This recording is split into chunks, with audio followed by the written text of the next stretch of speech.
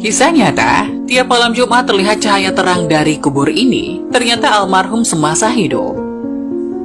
Kalau bukan karena kelelawar yang menyeruak masuk dalam rumahnya, Hanifah nampaknya tak akan menyadari kalau malam telah larut. Pandangannya pun mengikuti arah kelelawar itu terbang hingga berhentilah ke arah jam dinding yang menunjukkan pukul 11 malam. Setengah terkejut, ia segera mematikan televisinya dan bergegas menutup pintu rumah. Namun baru saja ia hendak menutupnya, matanya mendadak terbelalak begitu mendapati sebuah cahaya terang yang muncul dari balik semak-semak tak jauh dari rumahnya. Ada orang meninggal lagi ya? Kok terang amat? Pikirnya dalam hati sembari menatap lamat hamparan pemakaman yang membentang tak jauh dari rumahnya itu. Karena rasa penasaran yang membebat di hatinya, ia pun mencoba mendekati sumber cahaya itu.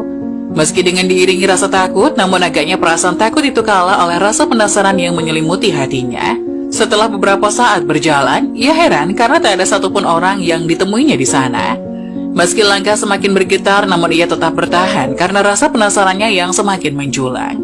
Tatkala posisinya telah dekat, Hanifah nyaris tak percaya dengan apa yang telah dilihatnya itu. Cahaya terang yang mengundang perhatiannya itu ternyata bukan berasal dari Petromax, selayaknya jika ada pemakaman pada malam hari, melainkan berasal dari gundukan tanah yang tampaknya masih baru. Maka baru itu bukan lain merupakan milik Pak Maulana yang baru dikebumikan jenazahnya tadi siang. Dengan langkah tergopoh, ia menghamburkan diri dari tempat itu menuju rumahnya. Dibangunkan sang suami yang telah lelap sejak pukul 9 itu. Mendengar penuturan Hanifah, semula sang suami tak percaya. Namun ia tak bisa mengingkarinya lagi, tatkala mata kepalanya menyaksikan sendiri secara langsung. Malam itu adalah malam Jumat, mereka tak habis pikir kenapa kuburan Pak Maulana begitu terang. Bagaimanakah kehidupan Pak Maulana semasa hayatnya hingga ia mendapatkan nikmat kubur yang sedemikian itu? Agaknya ribuan tanya terasa bergelayut pada benak suami istri itu.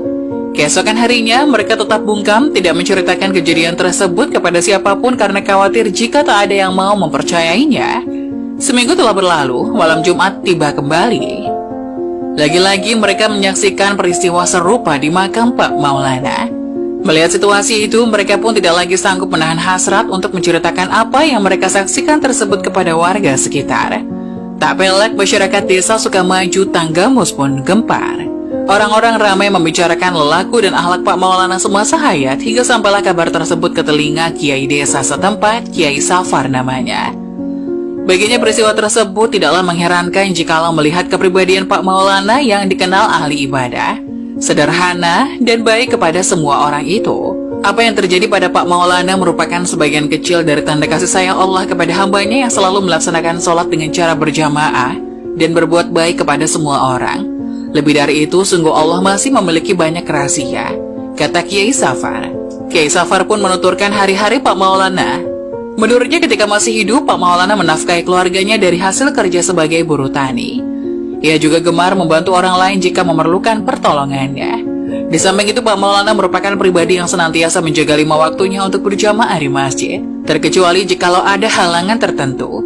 Menjelang akhir hayatnya, terpaksa profesi buruh tani dan buruh kuli ia tinggalkan karena penyakit hepatitis yang membelenggu raganya. Dengan berat hati ia limpahkan tanggung jawab itu kepada sang istri.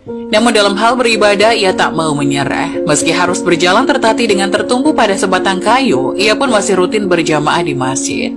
Kian nampak penyakit yang diderita Pak Maulana semakin parah hingga kulitnya pun menguning. Namun dari pancaran matanya yang teduh, Pak Maulana terlihat begitu ikhlas, bahagia, dan tegar. Waktu terus berjalan, penyakit itu kian bersarang dalam tubuh Pak Maulana. Ia putuskan sesekali menginap di masjid agar tetap bisa berjamaah. Namun keinginan itu ditolak oleh anggota keluarganya. Tentu saja mereka tak sampai hati melihatnya yang sedang didera sakit parah harus tidur sendirian di masjid. Akhirnya dengan terpaksa Pak Maulana pun pulang ke rumahnya. Hingga suatu hari Pak Maulana memaksa diantar ke masjid untuk menunaikan salat Jumat. Sesampainya di sana ia langsung menempati saf paling depan, tepatnya di belakang kanan posisi imam. Saf tersebut memang tak pernah sempat ditempati orang lain karena Pak Maulana selalu datang paling awal dan menempatinya terlebih dahulu. Selesai khatib menyampaikan khutbah kedua, sang muadzin bergegas mengumandangkan iqamah. Terlihat semua jemaah mengangkat badan untuk berdiri, terkecuali Pak Maulana yang masih belum juga bangkit. Mengira dirinya tertidur, jemaah yang berada di sampingnya pun mencolak bahunya untuk membangunkan. Namun Pak Maulana tak juga bergerak hingga akhirnya jemaah itu pun menarik bahunya lebih kuat. Bukannya tertegun, tubuh Pak Maulana malah terjengkang dan oleng ke belakang. Seketika salah satu jemaah yang menariknya pun berteriak hingga mengagetkan jemaah yang lain. Masya Allah, Pak Maulana. Sang imam pun turut memeriksa kondisi fisik Pak Maulana. Dirabanya bagian denyut nadi Pak Maulana hingga degup jantung di dadanya. Raut wajah sang imam pun lantas berubah. Dari bibirnya terucap, Innalillahi wa inna ilaihi raji'un.